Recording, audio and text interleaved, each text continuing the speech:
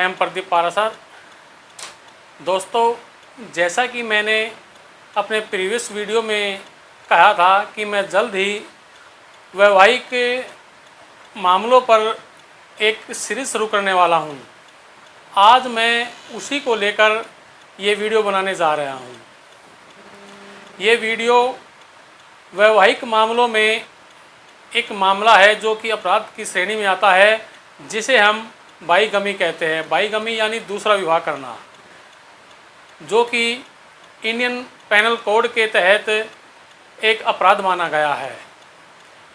हमारे समाज में विवाह को एक संस्कार माना गया है और ये माना गया है कि एक विवाह के द्वारा दो परिवारों के बीच संबंध 3 से 4 पीढ़ियों तक चलते हैं और दो परिवारों के बीच आपसी सहमति, आपसी विचारों का आदान प्रदान और उनके रीति रिवाजों को माना जाता है।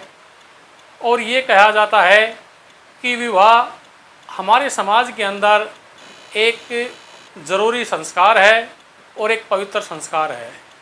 दोस्तों, हमारे समाज में भी समय के बदलाव के साथ विवाह संबंधी कुछ मामले ऐसे आने लगे जिन्हें कानून के द्वारा अपराधों की श्रेणियों में रखा गया।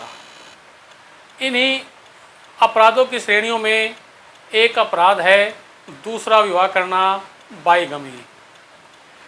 दोस्तों, हमें ये देखना है कि क्या सभी दूसरे किए गए विवाह अपराध की श्रेणी में आते हैं या कुछ ऐसी परिस्थितियाँ या सर्कमस्टांसिस है जिनके तहत यदि कोई दूसरा विवाह करता है तो केवल वही अपराध की श्रेणी में आता है। दोस्तों, सबसे पहले तो हमें ये देखना है कि दूसरा विवाह होता क्या है और कानून की नज़र में इसकी क्या परिभाषा दी गई है। आईपीसी के सेक्शन 494 में बाईगमी की परिभाषा दी गई है। इसमें कहा गया है कि यदि कोई स्त्री या पुरुष अपने वैवाहिक काल में अपने पति या पत्नी के जीवित रहते हुए दूसरा विवाह करता है तो वह अपराध कारित करता है। यानी इसे हम यदि सरल शब्दों में कहें तो यह है कि यदि कोई व्यक्ति या स्त्री अपने विवाह को विच्छेद किए बिना किसी अन्य या पुरुष से दूसरा विवाह करते हैं तो यह कहा जाएगा कि वह द्विवीय विवाह का अपराध कारित करता है।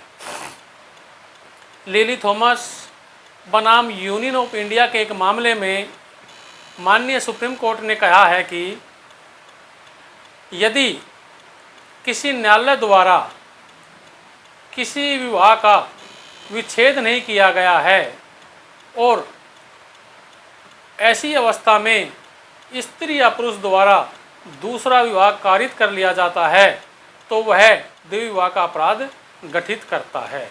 इस प्रकार से हम कह सकते हैं कि अपने पति या पत्नी के जीवित रहते हुए किसी अन्य पुरुष या स्त्री के साथ विवाह कर लेना बाईगमी का ऑफेंस कारित करता है, यानी दूसरा विवाह करने का ऑफेंस कारित करता है। अब दोस्तों, हमें ये देखना है क्या सभी दूसरे विवाह अपराधनीय है और अपराध के तहत दंडनीय है। दोस्तों, अब हमें इस परिभाषा के अनुसार ही देखना है कि इसमें क्या परिस्थितियाँ दी गई है और क्या इसकी व्याख्या कही गई है। इसमें व्याख्या की गई है कि यदि कोई स्त्री या पुरुष अपने वैवाहिक जीवन काल के दौरान बगैर अपने प्रथम विवाह के विच्छेद किए हुए यदि दूसरा विवाह करता है तो वह द्विवीय विवाह का अपराध कारित करता है। इस प्रकार से हम कह सकते हैं कि यदि स्त्री और पुरुष द्वारा अपने प्रथम विवाह को विवाह विच्छेद कर लिया जाता है, यानी डाइवोर्स ले लिया जाता है और उसके बाद वे किसी अन्य पुरुष या स्त्री से दूसरा विवाह करते हैं तो वह अपराध की श्रेणी में नहीं आएगा।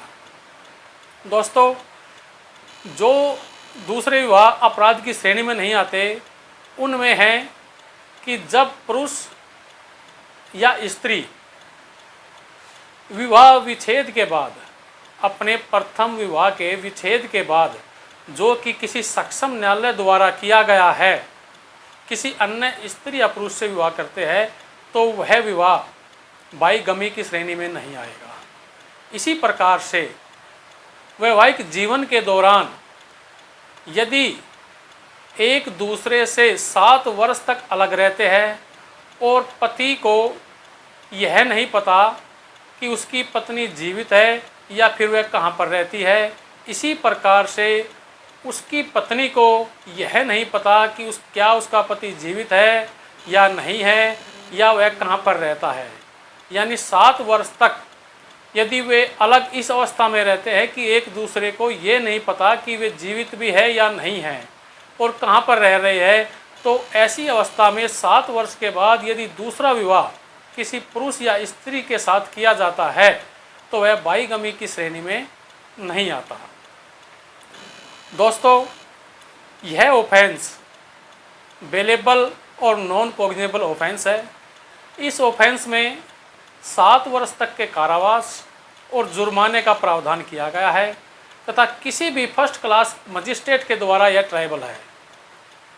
दोस्तों, यह वीडियो मैंने वैवाहिक संबंधों के मामलों में जो अपराध घटित होते हैं उनके तहत बनाई है और आज प्रयास किया गया है कि बाईगमी के बारे में आप लोगों को बताया जाए।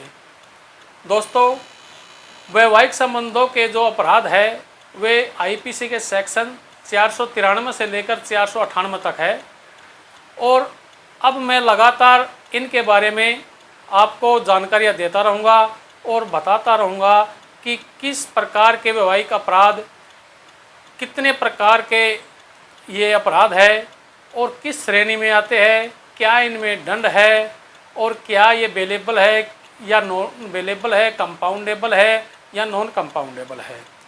दोस्तों, मेरे इस चैनल को सब्सक्राइब, लाइक और शेयर करते रहिए और मैं आपको लॉ से संबंधित जानकारियाँ इसी प्रकार से ज़्यादा देने का प्रयास करता रहूँगा। धन्यवाद।